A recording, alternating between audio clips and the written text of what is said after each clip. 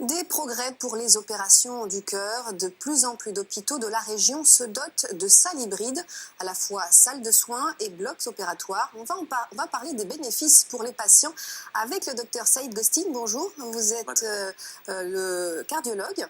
Mais avant cela, voyez ce reportage à l'hôpital du Plessis-Robinson avec Mathilde Laban et Camille Lemeur. À 91 ans, le cœur de Suzanne Londrin a besoin d'une nouvelle valve. Ici, pas d'opération à cœur ouvert, tout se fait grâce à ces petits tubes, ces cathéters. Mais en cas de complication, c'est une salle 2 en 1 qui peut se transformer en un instant en bloc opératoire. C'est ce qu'on appelle une salle hybride. Si jamais ça tourne mal, on n'a pas à déplacer le patient de la salle vers le bloc opératoire. C'est déjà un bloc opératoire. Donc le malade ne se déplace pas. C'est le chirurgien qui s'habille avec nous, qui est déjà normalement présent en salle, qui va réparer la complication. Dans la salle hybride, c'est inédit. Chirurgiens et cardiologues travaillent main dans la main, assistés par ce bras robotisé qui fournit une imagerie dernier cri. Sur les écrans, le corps de la patiente sous toutes ses coutures. On a créé cet écran-là dans lequel on va aller chercher le scanner ou autre chose, l'échographie ou une radio, et on va, vous voyez, sans toucher, on va monter, on va descendre, et on va chercher l'information qui nous importe.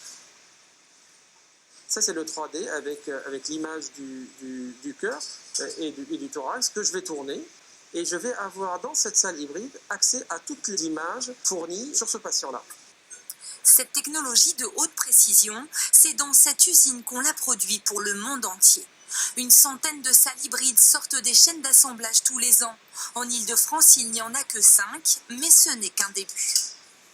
Ça accompagne vraiment une politique de santé qui vise à réduire les coûts, à réduire le temps d'hospitalisation des patients. Le temps en réa est plus court, donc ça a un impact positif. 1h15 plus tard, pour Suzanne Londrin, l'intervention est terminée. Un succès. Écoutez, je me sens bien, je me sens en paix, très apaisée, parce que j'étais en confiance. Dans 3 jours seulement, elle rentrera chez elle avec un nouveau cœur pour bien commencer l'année. Alors on vient de le voir, hein, l'un des principaux avantages de ces salles hybrides, c'est qu'il y a moins de risques pour les patients.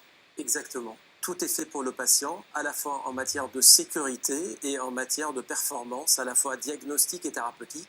C'est des vraies salles d'opération et c'est des vraies salles de cathétérisme où le corps médical, médecin, chirurgien, est présent pour le patient. Donc on ne déplace plus le patient d'une salle à l'autre. Un gain de temps. Un gain de temps et surtout un gain de sécurité parce que nos procédures se passent bien dans plus de 90-95% des cas, mais il y a toujours cet aléa thérapeutique, et cet aléa thérapeutique coûte cher aux patients en matière de santé et de vie, et donc on n'a pas le temps de perdre du temps. Voilà, il faut aller tout de suite à l'essentiel et réparer les complications. L'opération à cœur ouvert, c'est devenu une légende ? Non, on en a encore besoin, heureusement, mais dans ces salles hybrides, il faut comprendre qu'on fait aujourd'hui de la médecine de performance où on passe des valves, on répare le cœur, on répare le vaisseau de l'intérieur en passant par un petit trou. C'est plus l'ouverture du thorax, c'est plus la grosse opération délabrante. Tout devient moins invasif et maintenant le moins invasif possible, c'est la ponction du vaisseau, que ce soit la ponction de la veine ou la ponction de l'artère pour réparer la structure cardiaque de l'intérieur. Alors de plus en plus, la technologie se met au service de la médecine ? Exactement. Toutes les performances technologiques, informatiques, radiologiques, scanographiques, IRM sont présentes dans cette salle. Et comme je vous ai vu dans le reportage, on n'a plus besoin de sortir de la salle pour chercher l'information. C'est un vrai bijou technologique parce qu'il y a le bloc opératoire, l'asepsie du bloc opératoire, le flux laminaire. Moins d'infection aussi. Exactement.